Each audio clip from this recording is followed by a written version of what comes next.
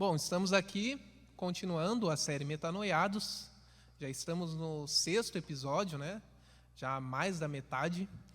E o tema de hoje é a semente, né? Que tem a referência aí da parábola do semeador, que se encontra no Evangelho de Mateus, e eu quero ler com vocês. Então, que o Senhor possa falar ao seu coração, que a palavra do Senhor possa alcançar o seu coração. Não sei se você está assistindo de manhã, à tarde, à noite, mas que essa palavra ela possa falar com você.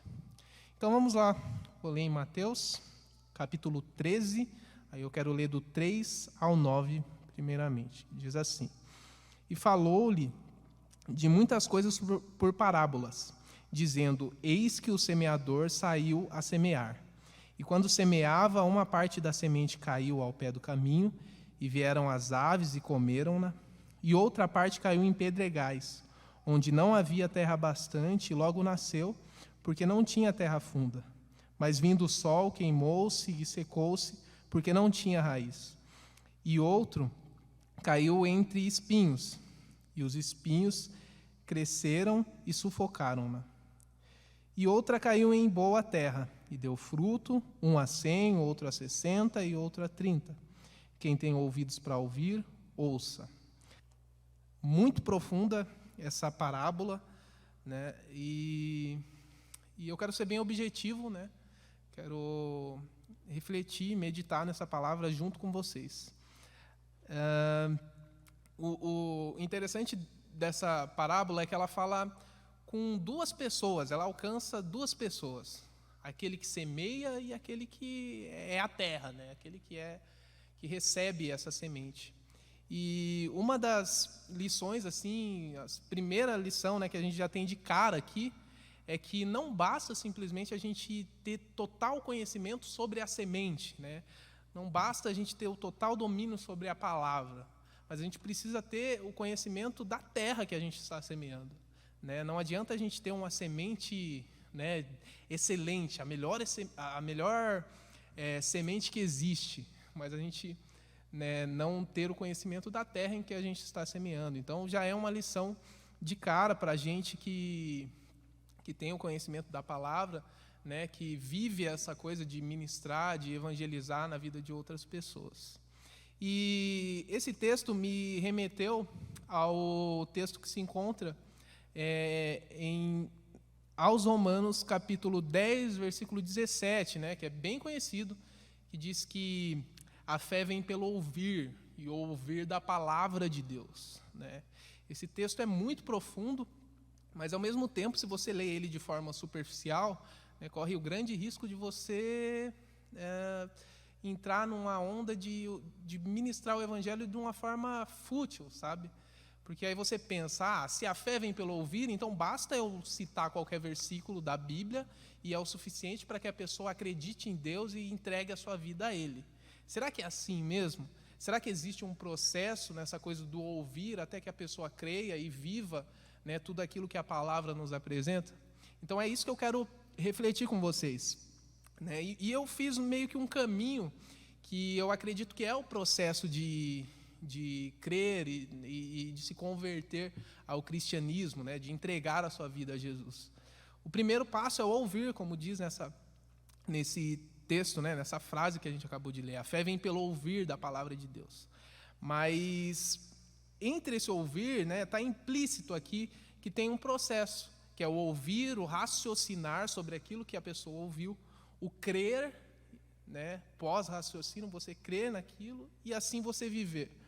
E nessa parábola, né, voltando aqui para o nosso texto base, isso fica bem claro, porque ele traz os tipos de terra, né? E essa terra eu classifiquei como se fosse a nossa mente, né? Como a nossa mente recebe a semente. E eu quero dar sequência com vocês, vendo, né, sobre essas terras. A primeira terra é a terra à beira do caminho. Eu defini essa terra, né, à beira do caminho, como a compreensão, né, como que a pessoa entende a palavra, né? Se a gente lê aqui no versículo, vamos voltar aqui, ouvindo alguém a palavra do reino, Versículo 19. Ouvindo alguém a palavra do reino e não a entendendo, vem o maligno e arrebata o que foi semeado. Ou seja, o ponto principal é a compreensão. Então, pela falta de compreensão da palavra, a pessoa, né, deixa de frutificar aquela semente que foi plantada. Isso é uma coisa que a gente deve levar em consideração, né? Já tem muito a ver com o que eu acabei de falar anteriormente, sobre esse entendimento daquilo que está sendo ministrado. Tem muita gente dentro da igreja que não sabe para onde está indo, não tem convicção daquilo que ela crê, e tem muita gente fora da igreja que deixa de crer por não conseguir entender bem. E essa é uma realidade, né? Deus nos fez de forma racional e a gente tem que levar em consideração isso na hora da gente apresentar a palavra de Deus para as outras pessoas. E tem a segunda terra, que é no meio das pedras. Essa terra eu defini como a emoção, né? E eu quero ler aqui com vocês. Porém, o que foi semeado em pedregais é o que ouve a palavra e logo recebe com alegria, mas não tem raiz em si mesmo. Antes é de pouca duração e chegada a angústia, a perseguição por causa da palavra, logo se ofende. Isso aqui está muito ligado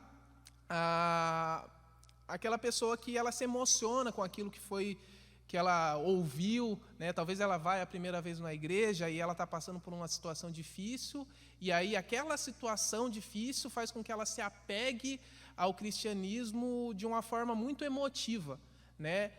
Diferente do racional, ela se entrega de forma emotiva, e isso é um sério problema também. E aí a gente tem um terceiro, que é o de espinhos, né? Que foi lançado na terra de espinhos.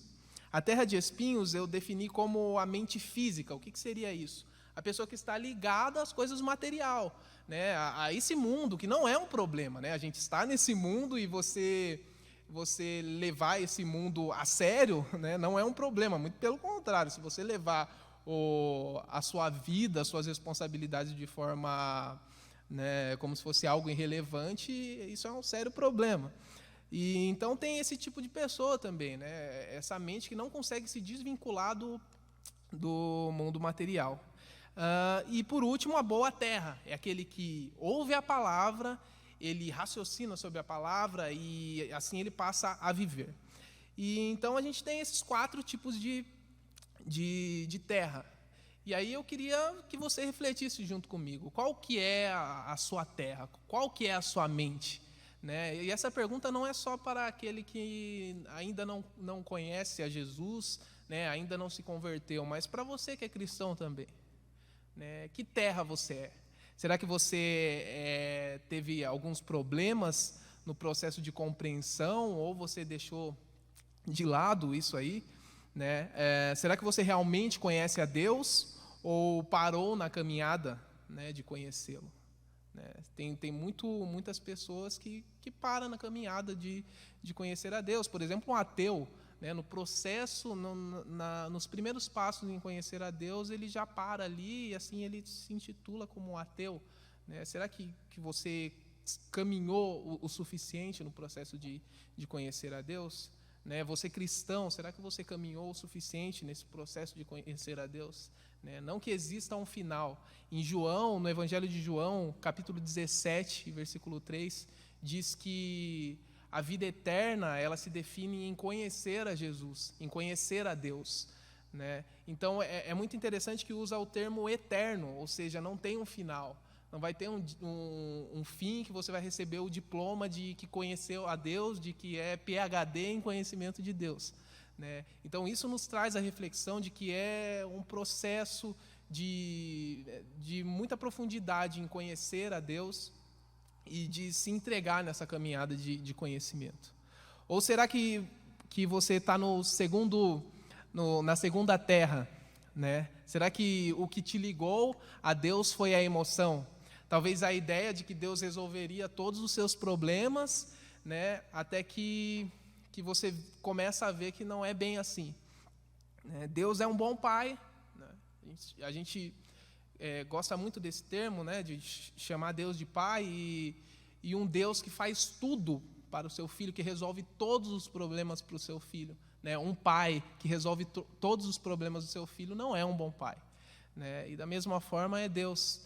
Deus deixou na sua palavra para a gente, no Evangelho de João também, no capítulo 16, que ele fala que no mundo tereis aflições, mas tende bom ânimo, né? Ou seja, Deus ele não vem para tirar a aflição, mas ele vem para dar ânimo para que a gente consiga enfrentar, né? Esse é um entendimento que a gente precisa ter. Se eu não me engano, no segundo episódio que eu ministrei, eu falei sobre a ideia de que a gente reage àquilo que Deus faz por nós, ou seja, Deus age e a gente reage diante daquilo que Deus fez, né? Só que, infelizmente, hoje tem muitas denominações, né, muitas vertentes teológicas que ministram que a gente age e Deus reage ao nosso favor, né? Não que a gente reage àquilo que Ele já fez por nós, né? Não que a gente reage à morte de Cristo, né? A ressurreição de Cristo, ao Espírito Santo que foi deixado. Então, esse é um sério problema, porque vai resultar em frustração, vai resultar, né, numa decepção na sua caminhada com Jesus. Então, o que eu quero dizer é que não é essa ideia de que Deus vai vir para tirar todo o seu sofrimento. Não, isso não é bíblico. Isso não é o que Cristo apresenta. Muito pelo contrário, ele reconhece que teremos aflições nesse mundo, mas está aqui para nos ajudar. Ou talvez você esteja aí perdido na terceira terra. Será que suas expectativas estão realmente depositadas em Deus? Ou seu coração está nos prazeres do mundo?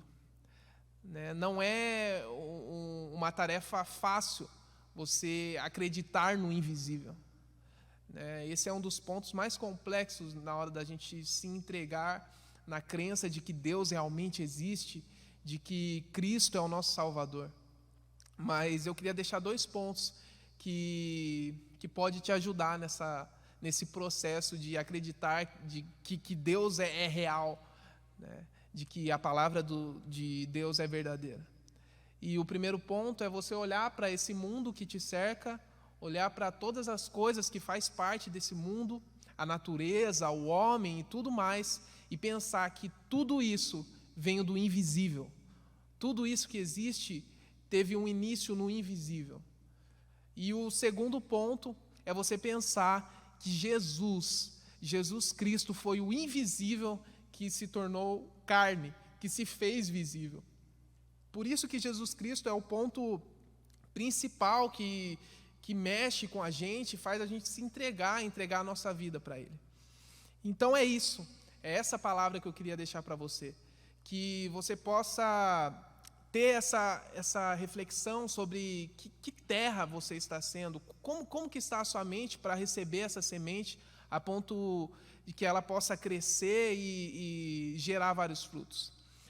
Em Romanos 12, que é o nosso texto principal, o nosso texto base para essa ideia do metanoiados, ele diz no capítulo 2, não vos conformeis com esse mundo, mas buscai a renovação da vossa mente para que você possa experimentar qual que é a boa, perfeita e agradável vontade de Deus. Então, é isso que eu queria deixar para você, que você possa ouvir, compreender, e crer, e então viver, gerar frutos diante daquilo que Deus nos apresenta, diante daquilo que o Evangelho de Jesus Cristo nos apresenta. Que você possa perceber Deus, que você possa ver que Deus está em tudo. Em tudo Deus está, que você possa perceber a presença de Deus, que você possa perceber a grandeza de Deus. É essa palavra que eu quero deixar para você, que você seja uma boa terra, onde Cristo, onde a palavra do Evangelho faz a diferença e gera vários frutos. Amém.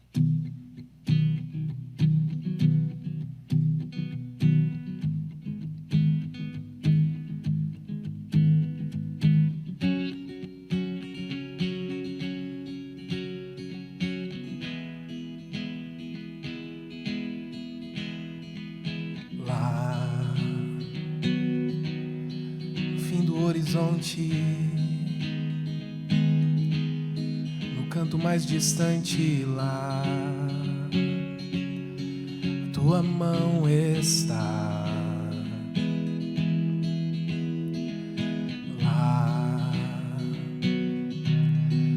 acima do universo,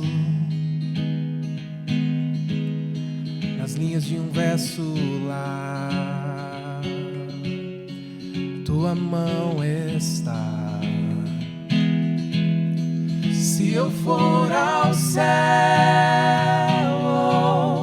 ao mais profundo mar, ali tua mão está. Ali tua mão está. Nem sempre eu posso ver mais além do meu olhar. A tua mão está. A tua mão está. Lá no imenso firmamento, em todos os momentos lá, a tua mão está. Lá no coração que chora, no abraço que consola lá, a tua mão está. Se eu for ao céu, ao mais profundo mar, ali tua mão está. Ali tua mão está. Nem sempre eu posso ver mais além do meu olhar. A tua mão está. A tua mão está. Se eu for ao céu, ao mais profundo mar, ali tua mão está. Ali tua mão está. Nem sempre eu posso ver mais além do meu olhar. A tua mão está. A tua mão está. Deus está. Quando amanhece, Deus está. no fim do dia, Deus está. Deus está. conhece tudo. Deus está. E o que eu preciso, Deus está. Deus está. É o meu consolo. Deus está. Minha alegria. Deus está. Se eu for ao céu, no mais profundo mar, ali tua mão está. Ali tua mão está. Nem sempre eu posso ver